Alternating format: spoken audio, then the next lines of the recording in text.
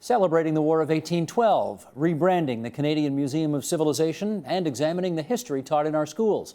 The Harper government has long taken an interest in Canadian history. Is that a good thing? Joining us now on that, in Victoria, British Columbia, via Skype, Lynn Marks. She's chair of the History Department at the University of Victoria. And with us here in studio, Michael Taube. He is former speechwriter for Prime Minister Harper and a contributor to the Washington Times. And Michael, it's good to see you back in that chair. Thank you, Steve. And Lynn, we thank you for being out there on the left coast for us as well. Let me take both of you through just some examples that the Harper government has implemented over the years that speak to the issue we're going to be debating tonight. For example, in 2009, the Canadian Citizenship and Immigration Guide was revised, and its history sections put a new emphasis on military history. In 2011, the word royal, was returned to the names of the Canadian Navy and Air Force, restoring the historic names of the services. Last year, the government, of course, made a big push to commemorate the bicentennial of the War of 1812. Also last year, the government announced that it would rename the Canadian Museum of Civilization in Gatineau, Quebec, the Canadian Museum of History. And then on April 29, 2013, the Standing Committee on Canadian Heritage decided to conduct a review of how Canadian history is being taught. Michael, it feels as if this is a government that is much more focused on telling our history and focusing on our history than previous governments have been. Yes or no? Well, no, I don't think so. Look, I mean, although it certainly looks like conservatives have a bit of history on the brain, in reality, conservatives, much like any other political group, be it liberals, socialists, etc., we're all interested in Canadian history, but we want to have Canadian history taught properly. One of the easiest examples you can use for here is Lester B. Pearson and peacekeeping. That's always been a very big issue, obviously. It's always Pearson and peacekeeping. That's what a lot of history texts have had. That's what a lot of discussion has been pertaining to. But we also have to look at from our militaristic point of view as well, and the issue of how Canada played a role in many different important wars, from World War I, like Vimy Ridge, World War II, the War of 1812, and many others. Like, for example, one thing that a lot of your viewers may not know, and it was something Claire Hoy wrote about a number of years ago, is that there were actually Canadians in the U.S. Civil War. Now, how many people really knew that? You know what? I didn't know that until a month and a half ago. I was down in Andersonville, Georgia, and I saw the cemeteries of 3 Canadians who died in a Confederate prison camp in Georgia during the Civil War. Exactly. Yeah. It's absolutely shocking. So there's really no hidden agenda or whitewashing or anything that we're doing with history. What the federal government wants to do is they want to enrich history, and they want to enrich it for all Canadians, which means you have to teach it both from the left side of the spectrum and the right side of the political spectrum. It's important to have both things. So are Tories interested in history? Absolutely, but they're interested in the teaching of history for all Canadians so that we can learn more about it and appreciate it more. Lynn, pick up on one word in that answer, if you would. I heard Michael say he wanted history taught properly. When you hear that, what bells go off? Well, a lot of bells, I must say. I would argue that it's a great thing in many ways that the Harper government is interested in history. And I would say that, in fact, it is more interested in history than some previous governments. But it does have a clear agenda in terms of how history should be taught and what history should be taught. Now, I would argue that right now in the universities, you get various perspectives on Canadian history. And certainly, we teach about peacekeeping in Pearson. We also teach about World War I and World War II and the War of 1812. All those things are taught. In terms of high schools, all those things are certainly taught. And the newer kinds of history, women's history, social history, are actually still very much a minority part of the curriculum, at least here in British Columbia. So I think that the Harper government has a notion that that Canadians need to have much more military history as part of what they learn. But I would argue that they don't see the need for Canadians learning about other crucial elements of their history. So my sense is there is much more diversity now, and that what Harper and his government want to do is narrow that down to a much more of a focus on Canada's military, and only Canada's military in the way of saying that Canada had a glorious military past. There are various aspects of Canadian history, of Canadian military history, that need to be taught. And even in that context, they tend to focus on the positive and not on things, for example, like the conscription crises in both world wars that almost split the country. So I am concerned when we hear things like teaching history properly. It does very much suggest a narrow agenda that is not my vision of how Canadian history should be studied and taught. Well, let me pick up on one word you just used there and put it back to Michael. Do you think that the Harper government has, quote unquote, as Lynn put it, an agenda in its focus on history? Do you know how many things have been discussed about the Tories having this hidden agenda? If it's so hidden, Steve, why don't I know about it? I was there in Ottawa. I was in the Prime Minister's office. I would know about this. And trust me, if there was a hidden agenda, I'd write about it. There is no agenda here. And just to get back to your point about properly, you're right. That is a line that would obviously raise some eyebrows. But by properly, I mean more of a balance. That means, as I said, from the left side and the right side. Both the left side in terms of historians and right side in terms of historians, they all have some net value. Whatever they produce is important. But you need to have the full picture before you truly understand what there is about Canadian history, which is very rich and very vast. But I'm inferring from that you think that too much of academia is left-wing, too much of left-wing academia writes the history, therefore the history that most of us are reading these days is too left-wing. Is that right? Well, look, I mean, history is political. I mean, you could say life is political, but history definitely is political. If you have a left-of-center historian or a right-of-center historian, typically they're going to write a book which is going to be based on their own point of view. And like Lynn was sort of saying, they would obviously pick certain areas that they're going to discuss and maybe not as much on other areas. Now, the reason that the Tories are focusing more on military history, although it sounds just because they're beating their chest and that's what they believe in, that's really not it. It's because we've sort of found, and I went through Canadian schools like many other people did, that there was not a lot taught about it. I agree with Lynn that the teaching now is better than it used to be, no question about that. But when I went through, we didn't really learn a lot about that. Certainly the War of 1812, which has been one of the Tories' focus, we haven't really actually seen a lot of discussion or a lot of study about it. It's been more recently that we've captured it, you know, with Christopher Moore and various other people looking at different aspects of it. And I think that's all very good. That's important because you want to learn as much as you possibly can about history because it teaches you about the country. If you want to really understand the country, you have to understand its history. Well, let me put to Lynn, stand by for a second, Lynn, because I want you to speak to one of the issues that Michael just raised, which is it's probably not going out on too far of a limb to say that much of academia in this country approaches things from the left-wing point of view. And can you give the Harper government then a bit of a gimme on this insofar as they may just be trying to, you know, even up the balance of how history is portrayed a bit more? Exactly. What do you say? I wouldn't agree with that. I would say that what has happened over the last 30 years is that social history has become much more part of how history is studied, particularly by academic historians in the universities. But political history remains important. I would argue a more sophisticated version of political history has become fairly central to Canadian historians over the last 10 or 15 years. But what I would also say is, in terms of the schools, a lot of the new social history hasn't filtered out into the schools. And in terms of this debate, my understanding is that in terms of the parliamentary committee, they have come to recognize that the school education is a provincial responsibility, so they can't deal with that. What they're going to focus on more is public history, the museums, heritage sites, and so on. And my sense there again is that, you know, I grew up in Kingston. Fort Henry is still there. That's still showcasing our early military history, the Martello Towers and so forth. In Victoria, there are forts and so on that are an important part, and various war memorials. So I would say in terms of public history, military history is still very central to how our history is portrayed.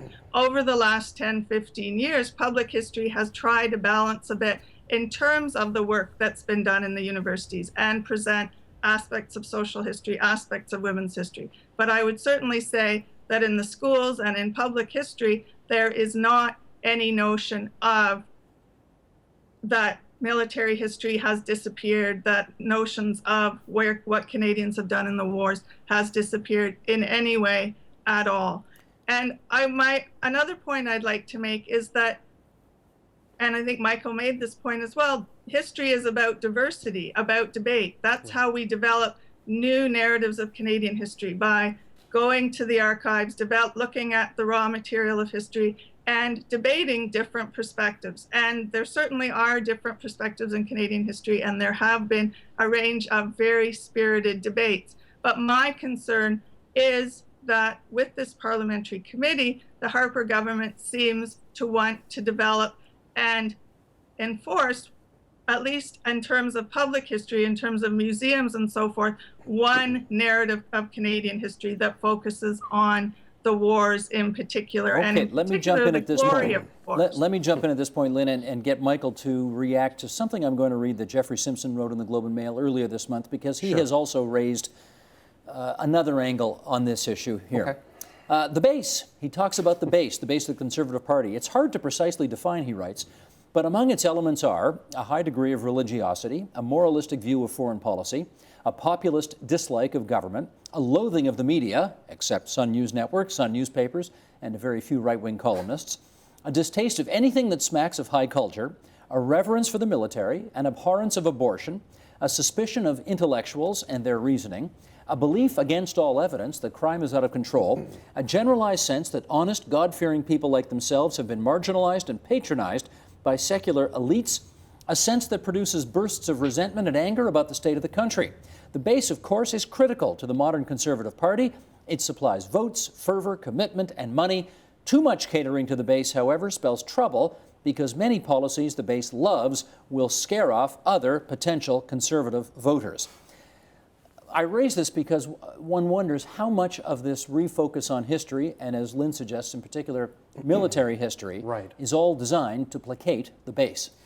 Look, the base obviously is important to some degree. Now, what Mr. Simpson has said, some of it may be accurate, some of it is inaccurate. I can tell you that there's lots of people who are part of that conservative base who don't fit that mold at all. So does that mean that they're not important? But sure, obviously you want to always play to your base, and it doesn't matter what you're doing. It could be in politics, it could be just in world affairs, it could be in business, it could be anything. There's a small component of people that are obviously very important to you, for as some of the things that Mr. Simpson said, which are accurate: money, support, votes, etc. Okay, but I'm using a pejorative word here just to be provocative. Absolutely. But messing with your history just to play to the base, is that in the public interest? Yeah, you see, unfortunately, what he's doing is he's taking a step further. He's talking about politics, and he's actually putting it into this discussion of history. You know, the narrow focus of history that Lynn is sort of reiterating a bit here, there is no agenda to actually eliminate parts of history. History has already happened. History is a part of our past. History deserves to be discussed and portrayed as much in a positive light as anything, even if it's things that conservatives by nature don't necessarily agree with. We're not just going to remove things because we disagree with them. We want to make the history larger. We want bigger components. We want more discussion of different things. And yes, the military is certainly part of it, but that's not all there is to it. There's also politics, there's also business. There will be other things discussed. This hasn't been done yet, Steve. This is only in the planning stages. So how does everybody know what the Tories are going to do to history when they haven't done it yet themselves? Well, I think we can make some pretty good guesses and anticipate, given the way they handled the War of 1812, with a big, attempt at bringing some public attention to an issue that happened 200 years ago. We've got the 100th anniversary of the beginning of World War I coming up next year. We will have the 100th anniversary of Vimy Ridge in 2016. Correct. You mentioned politics. We will have the 150th anniversary of the founding of the country in 2017. I don't think it's going out on a huge limb to say that this government, if they're still in power on those dates, is going to go pretty big on these items, don't you think? Sure, a lot of those items they will go big on, but wouldn't anyone? Because a lot of them refer to Canada's role. This is not the Conservatives' role in the military, the Conservatives' role in the founding parliament. No, but Lynn's saying it's so much broader than this, and they will focus on these, in her view, narrower things. Right, but if you actually look at academia in general, it is the focus on narrow little areas. But the Conservatives are not doing that. They are basically saying they want to open the doors to history and add more components in. I don't find anything wrong with that. I wouldn't find it wrong if the Liberals or the NDP suggested the same thing, even if I didn't agree with what they came up with. Then let me conversely go to Lynn and say, Lynn, can you imagine not celebrating the 100th anniversary of the beginning of World War I, or Vimy Ridge, or the 150th anniversary of Confederation? Surely whatever party was in power would be doing the same thing, no? Well, absolutely. It would be doing some of it. I mean, the Liberals were in power with the centennial year, and they certainly celebrated that. But I would argue that the way World War I maybe seems likely to be celebrated, and Vimy Ridge, is going to focus on what is positive in terms of the Harper government's perspective. So we're going to focus on the glory and the way that Canada helped to become a nation in World War I, and that's certainly an important part of the story. But there are other important parts of the story, as I mentioned before, the Conscription Crisis and how Quebec felt completely disenfranchised, So if we just celebrate World War I as a positive, glorious event, it will have really negative implications for Canadian unity today, just as the conscription crisis in World War I had then. So I think that catering to the base, which I think is a big part of what is happening, means that the narrative of Canadian history that is being developed is not going to reflect the concerns of many Canadians today. And in fact, for example, in Quebec, the militaristic focus and in terms of the military as a positive thing is going to get many people's backs up. And again, during World War I, all immigrants who came from what were considered enemy alien countries since 1902 were disenfranchised. There are various stories of racism during World War I, certainly World War II with the Japanese Canadians. My sense is that these are stories that the Harper government does not want to focus on, and they are part of our history. So both in terms of the communities that were affected, but also in terms of our young people and the public, if we don't know those stories, then it really has problematic implications for public policy and for public consciousness going forward. Okay, so a lot to can I just also make one other comment? Well, hang on, hold off on the other comment, because you've raised a bunch of things there that are that I don't want to let get too far away, and I want Michael to have a chance to comment on, and then make the comment after this. I in particular, Lynn, want to follow up on the Quebec angle there, because I think that's fascinating. It is true that in 2 world wars, conscription was an incredibly controversial issue in Quebec. Yes. We also know, this is no secret, the Liberals, the Conservatives, the New Democrats, the Greens, who knows who else, the Bloc Québécois, will all, I want to be careful, I don't, an unfortunate expression might be they're all going to be sucking up for votes in Quebec, come the next election. But it's reality. And sure. it's reality, and no one's going to want to beat the drum of the conscription crisis too much. No. And remind people in Quebec of that issue 100 years later. And therefore, is Lynn right that this is where history and what you choose to focus on can become incredibly political? Sure, it can become very political. I mean, with the conscription crisis, my guess is that there will not be a huge focus on it. I don't know for sure. We'll see what happens. But there could be this conspiracy of silence among all the major parties not to talk about it at all. Well, exactly. You see, and I don't think they're going to go that far, because if they do, the Tories, certainly in the media machine, will be attacked for doing something like that. I think the best way to handle it, if they don't want to get too involved with it, and I agree with you that, unfortunately, if they want to quote-unquote suck up and get votes, that's not the best angle to take. They still have to talk about it, because conservatives, like all other political ideologies, believe that history should be taught properly, meaning that all aspects of history should be on the table, no matter what they are and no matter what you have to discuss to sort of get from point A to point B. So I think they certainly will mention it. Maybe there won't be a primary focus or a big parade on the streets when they discuss it, but to ignore it would be foolish. And this is where I disagree with Lynn. They're not recreating history. They're not creating a conservative vision of history. They're trying to create a bigger, more broad version of history. You can look right in it. They're actually trying to include, as I said before, components that have not been discussed quite as much. Now, certainly Lynn, coming from Kingston, obviously is right that there's obviously a component with the military in there. There's no question about that. But in Toronto, there wouldn't be quite as much about it. Isn't it important that we have our children exposed to as much history as possible and as many events as possible, even if it is conscription, as important as it is, or the internment of Japanese Canadians? There are unpleasant parts of history. There's no question about that. But the mixture of unpleasant and pleasant in a historical sense is incredibly crucial to understand what this country is all about. I think the people who are in charge of Fort York would probably want me to mention right now that I think this upcoming weekend, in fact, they're going to do a big thing to remember the fact that one of the biggest and most important battles in the War of 1812, 200 years ago, just this past month, happened at Fort York. That's right, exactly. So, okay. Now, Lynn, you wanted to make another point. Okay, just in terms of Michael's point that he's arguing that the Tories say that we need to include all aspects of history.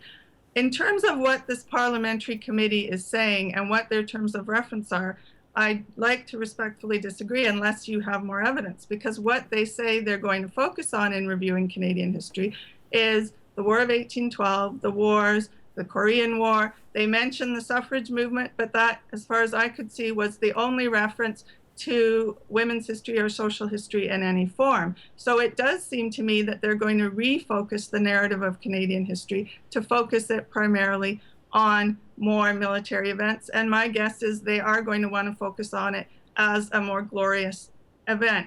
Perhaps neither side wants to mention the conscription crisis, but if in talking about World War I, you only talk about it as a glorious event, that's still going to turn off Quebec in a major way.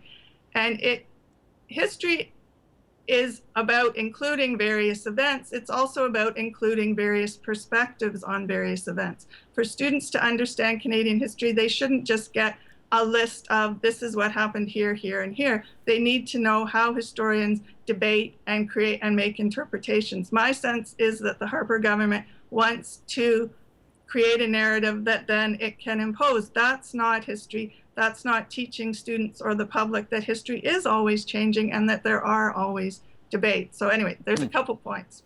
Well, let me follow up with something here. Do you think next year, as we reconsider the events of 75 years ago, Yes. that the government is going to lead us in a national debate about the fact that this country took Japanese Canadians, most of whom didn't speak Japanese or who'd never been to Japan, and put them in internment camps, and did the same thing with Italian Canadians, and prevented the rescuing of Jews from Eastern Europe to coming here? Are we going to have that discussion as we relook at history 75 years later next year? Well, in my view, we'll certainly discuss it. It will certainly be touched upon. And Think the government will lead it? Well, I don't think the government will lead it, maybe necessarily, but they're not going to ignore it. I mean, you can't ignore history. If you start ignoring history, you're leading yourself down the route of a totalitarian state. You obviously have to discuss history as it happens and as it happened, which is important. Like, for example, there's been just a recent book, which is a little different, by Nathan Tidridge, who's discussing about the role of Prince Edward, Duke of Canada. I just reviewed the book recently, and how he should be regarded as the father of the Canadian crown.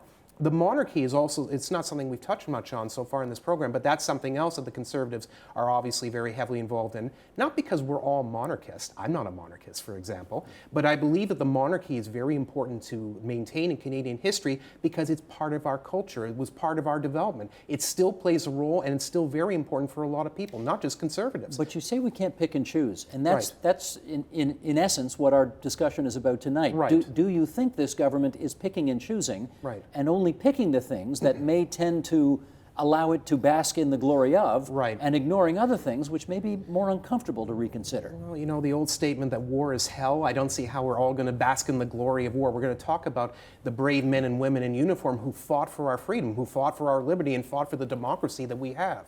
Now, sure, if I'll say it on the record, if they pick and choose what they discuss about history, I'll say it was wrong. That's not the right way to go about it.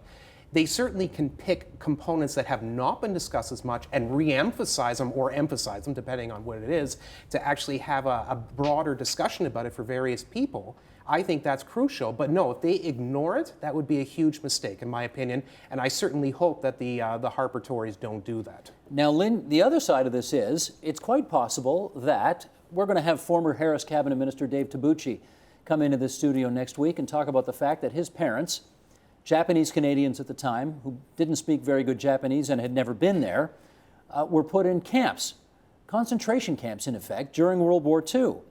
They were done so at the order of the government of William Lyon Mackenzie King, who was the Liberal Prime Minister. I wonder if the Conservative government might decide to focus on that, because it might actually negatively reflect on the Liberal Party of Canada today. What's your thought on that?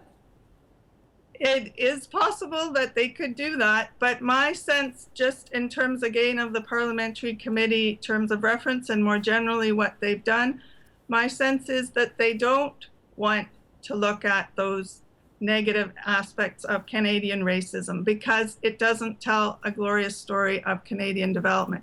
And you mentioned the base, so I think it's also interesting that the Harper government is trying to court ethnic votes, so votes in the Chinese Canadian, Japanese Canadian community and so forth. So you would think in that context they would be willing to talk more about the history of immigration and the history of how racial groups have been treated in Canada. But my sense is, again, that that's not really part of their story. And I know Michael is saying that they're wanting to be more inclusive. But again, my sense is that particularly in terms of public history, history in museums and historical sites and in the schools, that inclusion was just starting to happen. And my concern is that this development with the parliamentary committee will close that down and will go back to the kind of history that I learned in school, which was primarily the wars and politics. And it didn't include a lot of people's history. People are more interested in history. Women get excited when I teach women's history because they didn't know about it, and they mostly didn't learn about it in school, still today. So if we're going to leave out the history of many groups, then it will create more apathy about history. It will also create cynicism if there's a sense that the Harper government is trying to create one narrative that reflects their particular values and their particular vision of the country. So I am concerned about that. I like the fact that they're talking more about Canadian history. That's great, that's positive. But the fact that it is one line, I think, is dangerous for Canada, but also for Canadians' interest in their past. Now, at the risk of beating a dead horse here, but I do want to follow up on this, picking and choosing. Sometimes they choose to focus on things, other times they choose to ignore things. Sure. Last year, we had the 30th anniversary of the repatriating of the Canadian Constitution with an accompanying Charter of Rights and Freedoms. Right. It was a pretty big deal in April of 1982 when this country did that. Yep. 30's a nice round number. Governments and media usually like to commemorate events when they have nice round numbers around them. Right. There was nothing. Right. This government, I think, they might have, I'm not even sure they put out a press release acknowledging it. They might have put out a 2-paragraph press release, I'm not even sure. I think they did, yeah. Okay, like how do you justify that? I don't, because I wasn't there and I wouldn't justify it.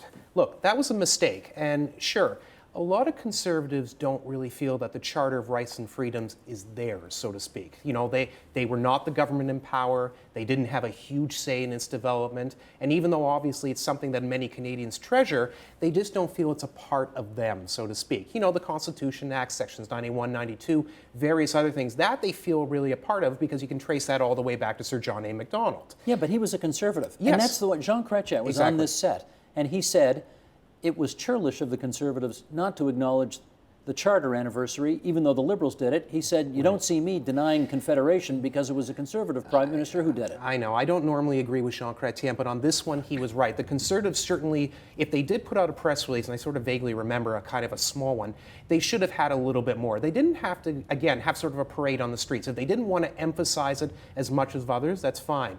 But again, it goes back to my point that if history has to be taught properly, it has to be the things that we like and agree with, and the things that we don't like and disagree with.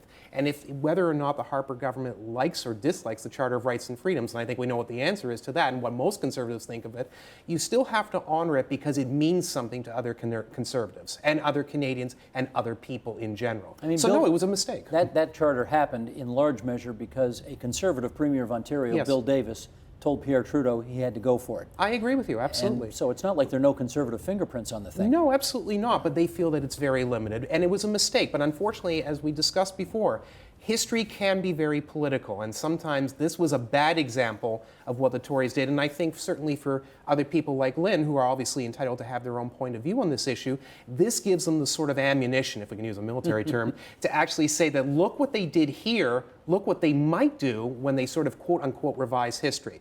Now, my hope is that they learned a lesson from it and they don't do it again. It was a mistake, but hopefully they won't repeat it. Lynn, on the issue of the 30th anniversary of the Charter, what do you think should have happened? Well, I think there should have been some discussion about the major implications this has had in the last 30 years. But the implications that it has had are things that Harper's government is not happy about, or certainly the base is not happy about. Gay marriage is one example of that. So, and I'm afraid I don't agree with Michael that this is one aberration. I mean, I think we have a fair bit of evidence of how the Harper government picks and chooses in terms of what it focuses on. This complete silence when Morgentaler died is another example. I mean, that was Morgentaler was a really important figure in terms of Canadian women. Certainly he was polarizing, and certainly that's a perfect example of how the base would not have wanted to hear about it. But to completely ignore it really suggests his perspective. And going back to the War of 1812, well, before you go there, hang on, let's make this point, just before you go back there. The Premier of Ontario made a public statement in praise of Henry Morgentaler after his death. Yes. The Prime Minister of Canada clearly did not. Right. He didn't say anything. Right, but each, in doing what each did, merely represented their particular views on Henry Morgentaler, and let's not assume that Kathleen Wynne wasn't appealing to her base in saying good things about Morgentaler in the same way that Harper was appealing to his base by ignoring it. Fair point? Yes, but I would argue that as the Prime Minister of Canada, who, as Michael suggests, should be open to talking about all aspects of Canadian history, to totally ignore it, this event is problematic. He doesn't have to wax eloquent about how wonderful Morgentaler was, but he could at least say he had a major impact on Canada. I mean, he got the Order of Canada. You know, it did seem somewhat problematic to me. I think there were a lot of Conservatives who were not happy that he got the Order of Canada. There were many who were not. Yes, I know that. And of course, the Prime Minister's office has nothing to do with that. Morgentaler, though, was a very divisive character in Canadian politics. Should they have at least mentioned him briefly? Yes. Look, I lean slightly pro-life. Obviously, I don't have a great love for what Henry Morgentaler did, but certainly he played a role in Canadian history. I agree with that.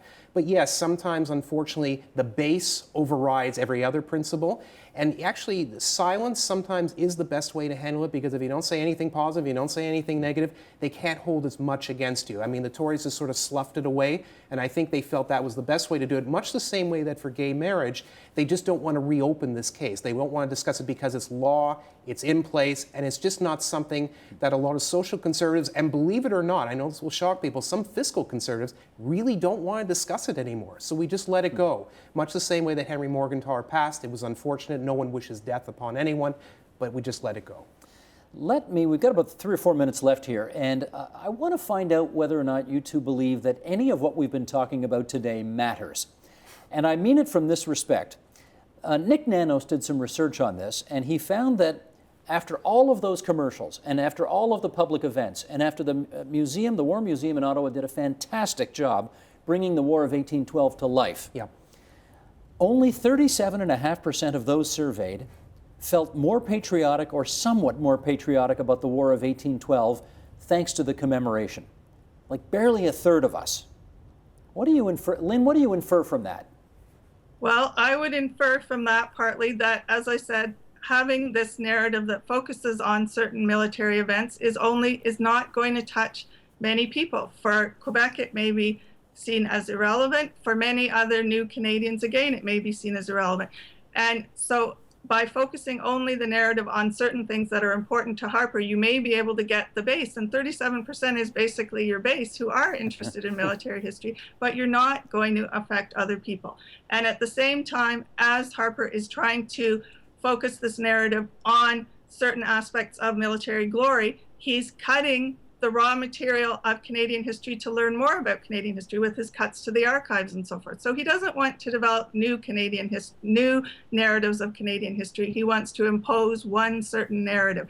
And certainly we've seen in the past that he is very open to imposing things on his civil servants. So as he develops this narrative of Canadian history, it will be imposed, and it will be the only narrative that public historians that museums will present. And that will, again, I think, maybe make 37% of Canadians happy and feel more part of Canada, but it will turn off many other Canadians. Michael, in the last federal election, Yep. May 2nd, 2011, Stephen Harper got just a little north of 39% of the vote. Yeah.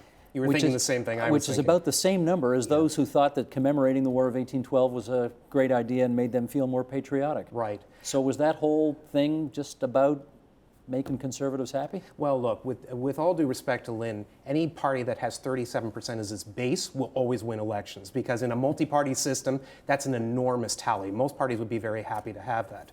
But certainly, does it fit to the base, or does it work to the base? Yes, absolutely, to some extent. As again, we've discussed during this program, the base is very important. It's very crucial for a political party to survive, no matter how big the base is. It can be 10%, it could be 39%. But does that add to the cynicism that people may think about those commercials when they say a little north of a third of the people like those commercials and a little north of a third of the people voted for the Conservatives last time? Well, look, sometimes numbers cross, but they don't necessarily correlate. I think it's actually very disappointing to see the numbers so low. And unfortunately, it also proves what I think a lot of conservatives are worried about, and I think a lot of Canadians are worried about, that we're just not touching upon our history. There's not that fervor, there's not that great excitement and interest that there should be. Sure, history has already happened. Does it necessarily affect our daily lives? No. But it affects the way we think about things, and it makes us understand what being Canadian is all about and what this country is all about in the global scheme. I know one thing's for sure. This discussion is now history. Lynn Marks from the University of Victoria, thanks for being there on Skype from Victoria, British Columbia, and Michael Taube, who used to write speeches for Stephen Harper and now writes for the Washington Times. It's good of you to join us here in our studio Thanks, as well. Steve. Support Ontario's public television. Donate at tvo.org.